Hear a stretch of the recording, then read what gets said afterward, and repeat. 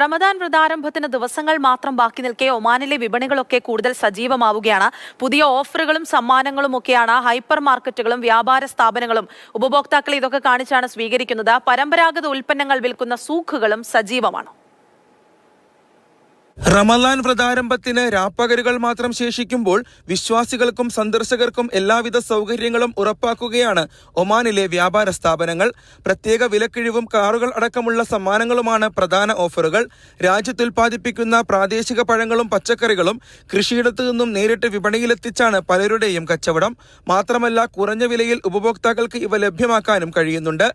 കാലാവസ്ഥ അനുകൂലമായതിനാൽ തന്നെ റമദാൻ തുടങ്ങുന്നതോടെ പ്രാദേശികമായ കൂടുതൽ പഴങ്ങളും പച്ചക്കറികളും വിപണിയിലെത്തും.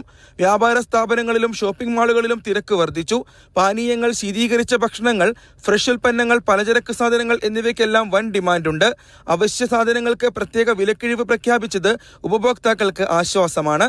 ഇഫ്താറിനായുള്ള അവശ്യ സാധനങ്ങൾ അടങ്ങിയ കിറ്റുകളും വിപണിയിൽ സജീവം. രാജ്യത്തെ പ്രധാന നഗരങ്ങളിലെ പരമ്പരാഗത സൂക്കുകളിലും തിരക്ക് വർദ്ധിച്ചു. വാരാന്ത്യം കൂടി ആയതോടെ എല്ലാ വ്യാപാര കേന്ദ്രങ്ങളിലും തിരക്കേറിയിട്ടുണ്ട്. അതേസമയം ഒമാനിൽ മാസപ്പിറവി നിരീക്ഷിക്കുന്നതിനായുള്ള പ്രത്യേക കമ്മിറ്റി നാളെ വൈകിട്ട് മതകാര്യ മന്ത്രാലയത്തിന്റെ ജനറൽ ദിവാൻ ഓഫീസിൽ യോഗം ചേരും. റമദാൻ മാസപ്പിറവി നിരീക്ഷിക്കാൻ പൗരന്മാരോടും താമസക്കാരോടും മന്ത്രാലയം അഭ്യർത്ഥിച്ചിട്ടുണ്ട്.